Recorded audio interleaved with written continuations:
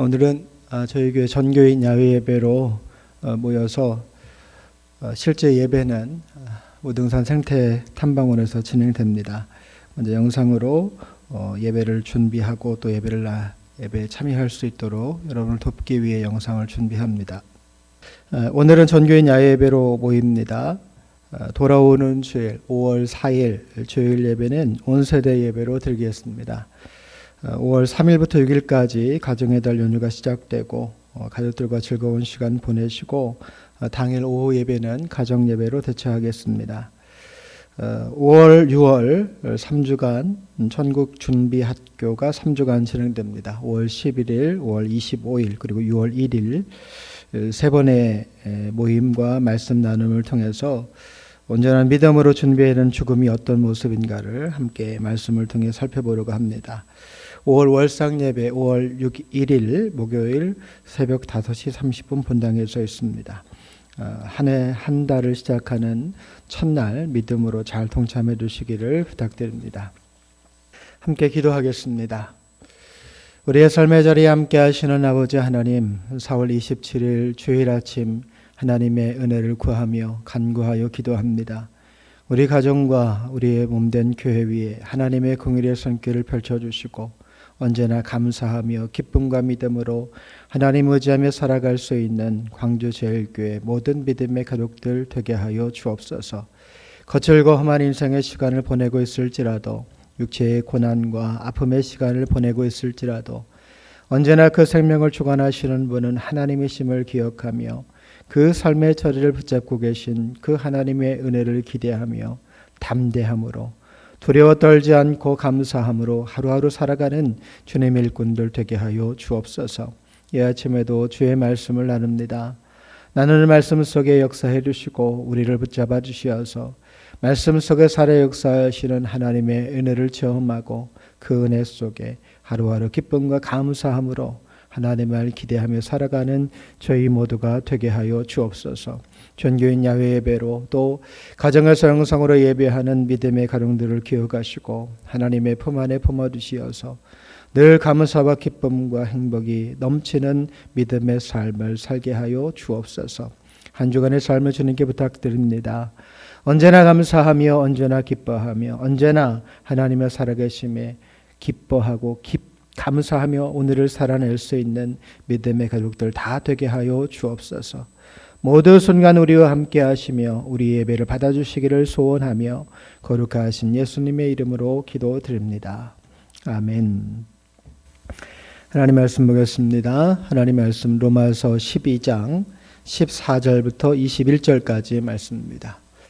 신약성경 257쪽 로마서 12장 14절부터 21절까지 말씀을 우리 천천히 같이 봉독하겠습니다. 너희를 박해하는 자를 축복하라. 축복하고 저주하지 말라. 즐거워하는 자들과 함께 즐거워하고 우는 자들과 함께 울라. 서로 마음을 같이 하며 높은 데 마음을 두지 말고 도리어 낮은 데 처하며 스스로 지혜 있는 채 하지 말라. 아무에게도 악을 악으로 갚지 말고 모든 사람 앞에서 선한 일을 도모하라. 할 수 있거든 너희로서는 모든 사람과 더불어 화목하라. 내 사랑하는 자들아, 너희가 친히 원수를 갚지 말고 하나님의 진노하심에 맡기라. 기록되었으되 원수 갚는 것이 내게 있으니 내가 갚으리라고 주께서 말씀하시니라. 내 원수가 줄이거든 먹이고 목마르거든 마시게 하라. 그리함으로 내가 숯불을 그 머리에 쌓아 놓으리라. 악에게 지지 말고 손으로 악을 이기라. 아멘. 앞에 계신 분과 인사하겠습니다. 보고 싶었습니다. 사랑합니다. 감사합니다. 다시 한번 인사합니다. 함께함이 행복입니다. 우리가 살아가는 모든 일에는 양면이 있다고 생각합니다. 오늘 우리가 이 자리에 모인 이유는 우리가 공통된 믿음을 가지고 있기 때문입니다. 우리의 신앙의 대상인 하나님을 향해 우리는 공통된 믿음을 가지고 있습니다. 만일 이런 공통된 믿음이 아니라면 우리는 서로의 얼굴을 보며 살 일도 또 함께 힘을 모아 어떤 일을 도모할 일도 없을 겁니다. 결국 우리의 만남은 하나님을 향한 믿음 안에서 하나님의 자녀 삼아주신 하나님의 부르심 안에서 시작되었고 앞으로도 그렇게 함께 할 겁니다. 그래서 우리의 만남은 유행가 가사처럼 우연이 아닙니다. 우연이 아닐 뿐 아니라 우리의 만남은 분명한 목적이 있습니다. 우리의 만남과 신앙적 행위를 통해 우리는 우리와 같은 믿음을 지금을 가지고 있지 않지만 그래서 우리와는 조금 다른 세상과 그 안에 살아가고 있는 사람들을 하나님의 사람으로 변화시켜 그곳에 하나님 나라를 세워가야 합니다. 그 일을 위해 제일 먼저는 믿음을 갖게 된 내가 변해야 하고 믿음의 공동체인 우리가 변해야 합니다. 그래서 적어도 우리의 만남은, 우리의 사귐은 아직 믿음을 갖지 못한 이들과는 달라야 합니다.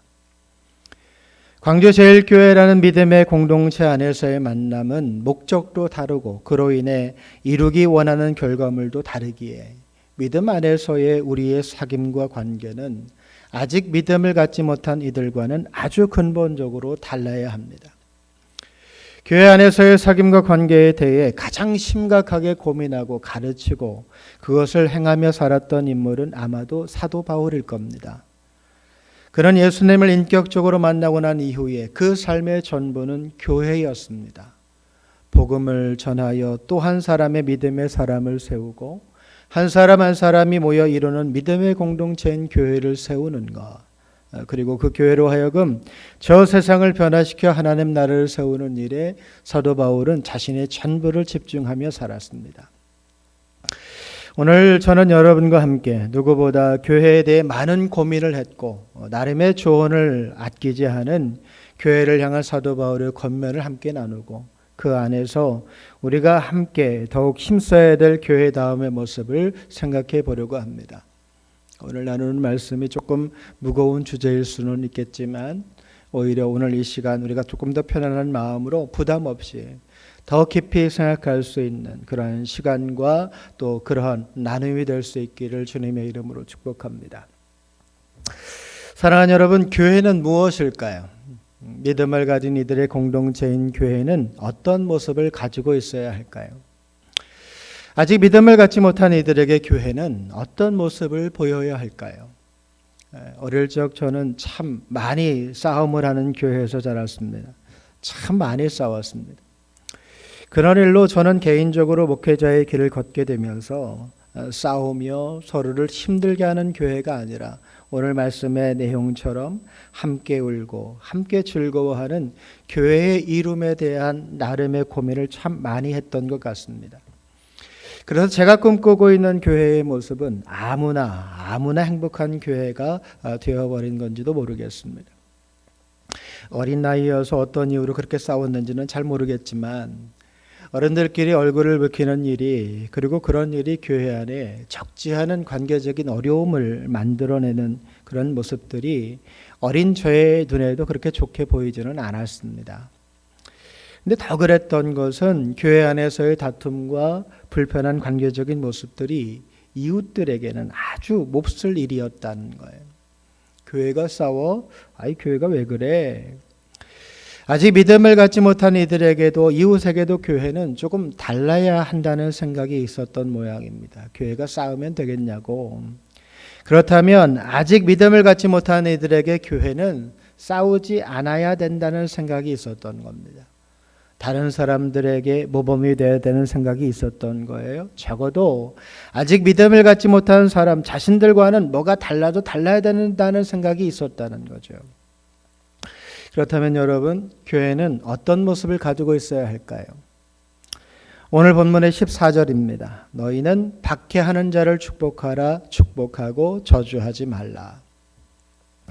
믿음을 가진 이를 향해 누가 되었든 예수님께서는 원수까지 사랑하라고 말씀하셨는데 사도 바울은 그 원수를 아주 구체화해서 실질적으로 나에게 피해를 주는 박해자라고 못 박습니다.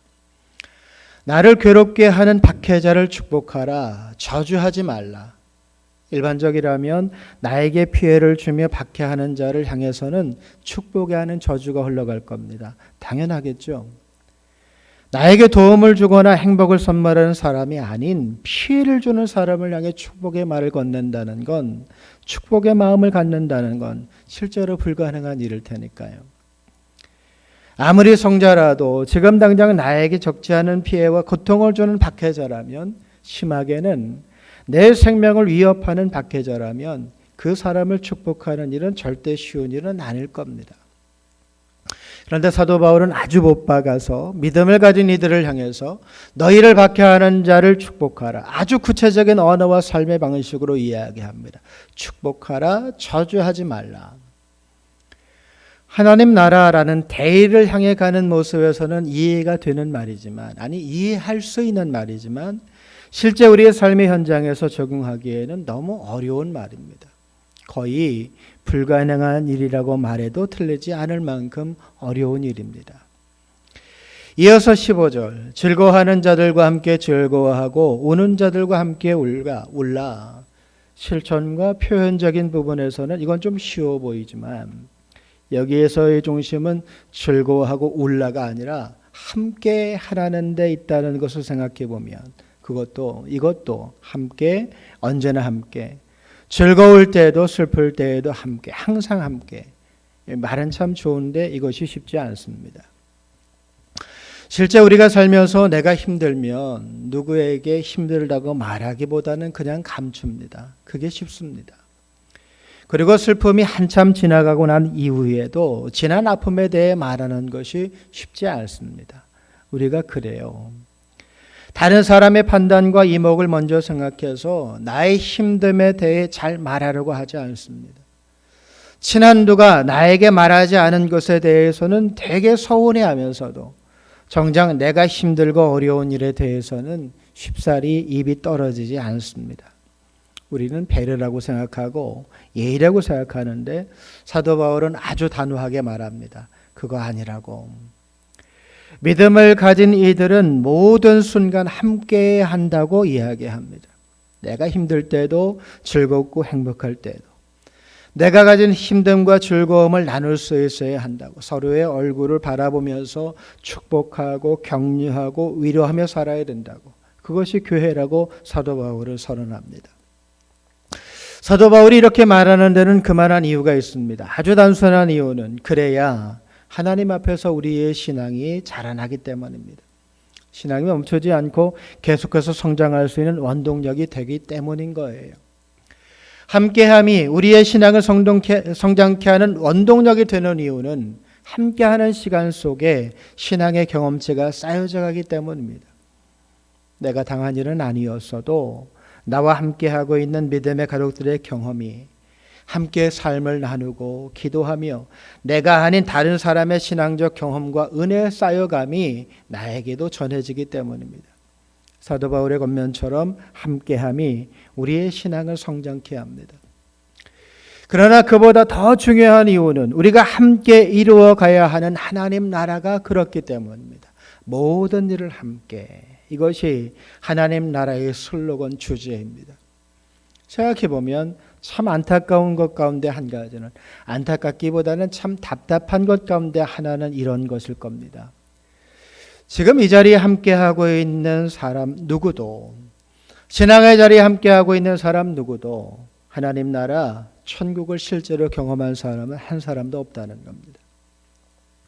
예수님께서 우리를 통해 우리가 살아가는 세상을 변화시켜 하나님 나라 되기를 원하시는데, 그래서 하나님 나라를 세워감에 있어서 가장 큰 걸림돌은 복음 전하지 못함이 아니라 누구도 하나님 나라를 세워가야 하는 사명을 받은 사람 가운데 누구도 하나님의 나라 천국을 경험한 사람이 없다는 겁니다. 그래서 그 나라가 어떤 나라인지 모릅니다. 그 나라의 사회적 시스템이 어떻고 어떤 사람이 국민이 되어서 어떤 삶의 모양을 가지고 살아가야 되는 나라인지를 전혀 모릅니다. 만들어 가야 하는 사람은 분명 우리인데 우리 가운데 누구도 그 나라를 경험해 보거나 분명히 아는 사람이 없습니다. 그래서 하나님 나라를 세워가야 한다는 면에서는 답답합니다. 분명한 답을 누구도 말할 수가 없습니다. 하나님 나라에 대한 분명한 경험이 없고, 그래서 그 나라가 어떤 나라인지 확실히 말할 수 없기 때문입니다. 우리는 우리가 이루어야 하는 하나님 나라에 대해 너무 단순하게 생각합니다. 복음만 열심히 전하면 되는 것으로. 그렇게 믿는 이의 수를 늘려가고 전 세계 방방곳곳에 하나님의 복음이 전파되면 되는 것으로 너무 단순하게 생각합니다. 근데 여러분, 정말 그럴까요? 그렇다면 굳이 예수님께서 마태복음 5장부터 시작되는 산상수훈의 말씀을 통해, 흔히 말하는 팔복의 말씀을 통해 천국을 이루어가야 하는 사람의 삶의 모양에 대해 구체적으로 가르치실 이유가 어디에 있었을까요? 믿음을 가진 너희들의 의로 바리새인과 서기관들이 가진 거칠애적 신앙을 이겨야 된다고 말씀하실 이유가 어디에 있었을까요? 하나님 나라에 대한 그 나라를 세워가는 과정과 단계를 생각해 보면 먼저 하나님의 자녀로 부름받아 믿음을 갖게 된 우리로 하여금 복음이 전파되게 하십니다. 그리고 전파된 복음을 들은 사람들 가운데 그 믿음을 갖게 되고, 이런 복음 전함과 변함의 반복을 통해 하나님 나라는 세워져 간다고 우리는 생각합니다. 그렇다면 여기에서 발생하는 가장 큰 문제는 우리가 전하는 복음을 아직은 믿음을 갖지 못한 이들이 들어야 한다는 것이고, 내가 믿음의 주라고 고백하고 있는 예수 그리스도를 복음을 듣는 사람 역시 자기의 삶의 구주로 영접하고 받아들여야 된다는 결론에 도달합니다. 그래야 하나님 나라가 세워집니다. 그렇다면 여기서 또 한 가지의 문제가 있죠. 어떤 문제인가 하면, 내가 복음을 전하기에 합당한 삶을 살고 있는가? 내가 전하는 복음은 믿음이 없는 이들에게 들리는 복음인가? 적어도 난 그 사람들이 듣고 따를 정도의 삶의 발음의 모양을 가지고 있는가의 문제입니다. 그래서 사도 바울이 말하는 것이 삶의 모양인 겁니다. 어떻게 살아야 하는가? 믿음을 가진 이는 아직 믿음이 없는 이들과 함께 더불어 살 때 어떻게 살아가야 하는가? 다름을 무엇으로 증명할 것인가? 오늘 저는 말씀을 통해서 한 가지만 여러분과 함께 생각해 보려고 합니다. 우리가 이 세상을 변화시켜 하나님 나라로 만들어갈 수 있는 가장 큰 원동력은 저는 다름 아닌 함께함이라고 생각합니다. 그런데 그냥 함께 한 자리에서 하나님을 예배하고 신앙의 자리를 지키는 것만이 아니라, 그런 함께함이 아니라 삶을 공유할 수 있는 함께함을 말합니다. 우리는 생각해 보면 언제나 함께합니다. 예배의 자리에 함께하죠. 서로에 대한 부담감을 갖게 되는 어떤 상황 속에서 함께합니다. 그런데 제가 말하는 함께함이란 그때만이 아니라 언제든 언제나 결국 항상 함께해야 함을 말합니다. 어려울 겁니다.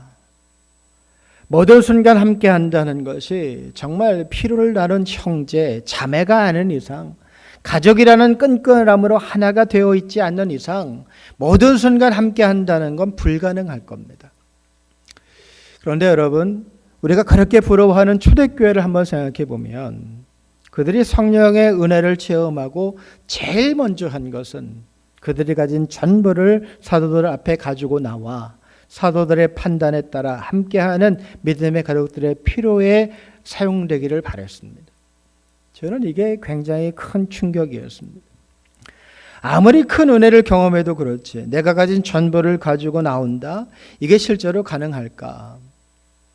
근데 가만히 생각해 보니까 초대교회 성도들이 경험했던 성령의 은혜를 깊이 생각해 보면 조금은 이해가 되기도 합니다. 그때가 언제인가 하면 실제로 예수님의 죽으심과 부활하심을 자신들의 눈으로 확인한 사람들이 자신들의 입으로 직접 간증하며 전할 때였던 겁니다. 그냥 성경 어디에서 읽은 이야기가 아니라 실제로 내가 보고 경험한 이야기를 전한 겁니다. 그런 이야기를 듣고 함께 마음을 모아 기도할 때 그들이 들은 것을 실제로 깨닫게 하시는 성령의 은혜를 체험합니다. 이런 은혜를 경험한 초대교회 성도들의 눈에 가장 먼저 들어온 것이 뭐냐? 나의 힘들고 어려움이 아니라 나와 함께하고 있는 믿음의 가족들의 힘듦과 어려움이 눈에 들어온 겁니다. 예수님의 십자가 사랑과 거기에 더한 성령님의 특별한 은혜의 만지심과 함께하심을 경험한 성도들의 눈에 내가 아닌 이웃, 함께하고 있는 믿음의 가족들의 어려움과 힘듦이 보이기 시작한 겁니다. 이런 상황을 생각해 보니까 지금 초대교회 성도들이 자기 것의 전부를 정리해서 사도들 앞에 가지고 나와서 다른 믿음의 가족들을 위해 써달라고 요청한 것이 이해가 됐습니다. 전에는 보이지 않았는데 나와 함께하고 있는 이웃의 어려움이, 삶의 고단함이, 몸의 아픔과 상처가 전혀 보이지 않았는데 사도들이 전하는 정말 날 위해 십자가 고통을 인내하시고 피 흘려 죽으심으로 날 하나님의 자녀로 인정해 주신 그 예수님의 사랑을 듣고 그것이 믿어지고 그것으로 끝난 것이 아니라 사망을 이기시고 부활하신, 그래서 나도 이제 더 이상 죄에 묶여 사는 죄인이 아니라 의인, 하나님의 자녀 삼아주신 그 은혜를 경험한 성도들의 눈에 지금까지는 보이지 않았던 함께하고 있는 성도들의 아픔이 보이기 시작한 겁니다. 그래서 미안하고, 내가 그동안 함께하고 있었지만 신경 쓰지 못했고 그래서 살펴보지 못함이 미안하고, 지금이라도 내가 알 수 있는 일이 무엇이 있을까 고민하다 보니 먼저 그들을 위해 기도했겠죠. 함께하고 있는 그들의 삶의 고난이 끊어지고 건강이 회복되고 누구에게도 말할 수 없는 하나님의 평안이 부어지기를 먼저 기도했을 거예요. 그리고 그 다음에 결정한 거예요. 내가 가진 것을 나누자. 적극적으로 나누자. 그래서 나만 편안하게 살기를 바라지 않고 모두가 지금보다 더 행복한 세상을 한번 만들어 보자. 그렇게 결정하고 자신의 소유 모두를 정리한 겁니다. 그리고 하나님 앞으로 가지고 나온 거죠. 결국 이들이 결정한 것은 나 혼자 사는 삶이 아닌 함께 더불어 사는, 함께함의 행복을 경험하기로 결정한 겁니다. 사랑하는 여러분, 저는 광주제일교회가 함께하고 있는 여러분이 참 좋습니다. 그래서 항상 죄송하고 미안한 마음뿐입니다. 제가 더 잘하면 지금보다 더 평안할 수 있을 텐데, 제가 조금 더 기도하고 여러분을 어떻게 해서든 하나님 앞으로 인도하면 여러분의 삶에 하나님의 손길이 더해질 수 있을 텐데, 제가 부족하고 모자라서 때로는 참 답답합니다. 저는 그래서 우리 광주제일교회가 하나님 앞에서나 세상 속에서 제일 교회가 되기를 소망합니다. 조금 더 서로에게 마음을 쓰고 신경을 쓰고 삶을 공유하며 함께함의 행복을 경험하며 살면 좋겠다는 생각을 해봅니다. 우리가 먼저 행복이 되면, 우리가 먼저 행복을 경험해야 우리가 전하는 복음이 행복이 됩니다. 우리가 행복이 되면, 우리가 전하는 복음이 행복이 되면 지금은 험하고 거친 저 세상이 변할 겁니다. 그리고 저 세상이 하나님 나라로 변하게 될 겁니다. 기억하세요. 하나님 나라는 먼 곳에 있지 않습니다. 바로 여러분의 삶의 자리에, 여러분의 마음 안에, 여러분이 살아가고 있는 삶의 현장, 바로 그곳이 하나님 나라가 되어야 합니다. 지금보다 더 적극적으로 믿음의 가족들과 함께하며 서로의 삶을 나누고 위하여 기도하며 마음을 쓰는 것으로 함께함의 행복을 경험하는 여러분 모두가 광주제일교회가 될 수 있기를 주님의 이름으로 축복합니다. 가만히 둘러보면 우리가 그동안 마음 쓰지 못한 여러분들이 있습니다. 왜 저럴까, 왜 저래야만 했을까를 생각하지 못해서, 우리가 더 그들에게 마음을 쓰지 못해서 적지 않은 외로움과 또 아픔 속에 있는 분들이 여럿 있습니다. 여러분, 조금만 더 여유를 가지시고 주변을 돌아보시면 여러분을 통해 사도 바울이 오늘 말하고 있는 것처럼 함께함을 통해 악에게 지지 않고 선으로 악을 이기는 하나님의 역사가 나타나게 될 것을 믿습니다. 이번 한 주간 그 일에 도전해 보시고 여러분을 통해서 더 많은 믿음의 역사가 나타날 수 있기를 주님의 이름으로 축복합니다. 함께 기도하겠습니다. 우리의 삶의 자리에 함께 하시는 아버지 하나님, 광주제일교회 믿음의 가족들이 한자리에 모여서 하나님을 예배하고 주의 말씀을 의지하며 기도합니다. 사도 바울을 통해서 말씀하신 것처럼 서로 마음을 같이 하며 높은 데 마음을 두지 말고 도리어 낮은 데 처하며 스스로 죄 있는 채 하지 말라. 함께함의 행복이 얼마나 큰 것인지를 깨닫고 서로를 위하여 중보하고 기도하며 내가 나눌 수 있는 가장 선한 것을 나누어서 하나님의 은혜와 함께하심의 평안을 마음껏 나누며 사는 더 풍성한 은혜와 사랑을 세우며 살아갈 수 있는 광주제일교회 모든 믿음의 가족들 되게 하여 주옵소서. 함께하지 못한 믿음의 가족들 기억하시고 하나님 또한 우리도 기억하여서 그들을 위하여 마음껏 축복하여 기도하고 하나님의 역사와 은혜가 그 삶 속에 더해져서 주어진 고난과 아픔과 육체의 고통을 이겨낼 수 있도록 늘 깨어 기도하며 마음을 쓰며 살아가는 저희 모두가 되게 하여 주옵소서. 하나님, 늘 하나님의 은혜가 우리의 삶에 함께하고 있음에 감사합니다. 하나님의 손길이 우리의 삶을 덮어주시어서 어려움 속에서도 이기게 하시고 하나님의 은혜를 나누는 믿음의 삶을 살게 하심을 감사합니다. 광주제일교회가 이름만 제일인 교회가 아니라 하나님 앞에 마음을 쓰고 이웃을 돌아보며 믿음의 가족들을 향하여 마음을 쓰고 사랑하는 그 일에 제일 가는 주님의 교회가 되게 하여 주옵소서. 더 허물을 덮고 더 하나님이 용서하며 더 사랑하고 더 위하며 하루하루 살아갈 수 있는 믿음의 공동체 되게 하여 주옵소서. 병원 속에 누워있는 환우들을 위하여 기도합니다. 예수님의 치유의 손길을 더하여 주시고 하나님의 품 안에 품어주시어서 모든 어려움을 믿음으로 이겨내고 하나님의 능력과 은혜만을 간직하며 나누며 살아가는 믿음의 가족들 다 되게 하여 주옵소서. 오늘 하루 전교인 야외 예배로 함께 모여서 삶을 나눌 때 그냥 몇 마디 나누는 것으로 끝나지 않고 서로를 위해 마음을 쓰고 간절히 기도할 수 있는 믿음의 시간이 되게 하시며 이번 한 주간도 잊지 않고 하루하루 늘 위하여 기도하여서 하나님의 영광과 뜻을 세워갈 수 있는 믿음의 공동체, 믿음의 사람, 주님의 심령 되게 하여 주옵소서. 적지 않은 삶의 고난 속에 있는 믿음의 가족들을 위하여 기도합니다. 하나님, 그 마음을 붙들어 주시고 은혜와 평안으로 역사해 주셔서 어떤 순간에도 역사하시며 함께 하시는 그 하나님의 은혜만을 누리며 사는 주님의 일꾼들 되게 하여 주옵소서. 주 앞에 귀한 예물 드립니다. 받아주시고 귀한 예물 속에 담겨있는 우리의 마음의 중심이 더욱더 바로 세워져서 하나님의 은혜와 하늘 평안 속에 살아갈 수 있는 믿음의 일꾼들 다 되게 하여 주옵소서.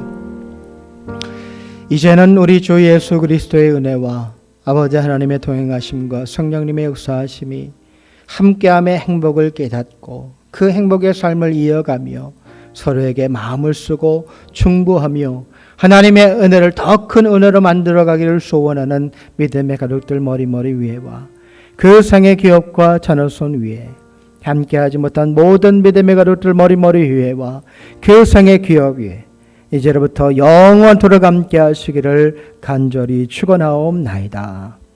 아멘.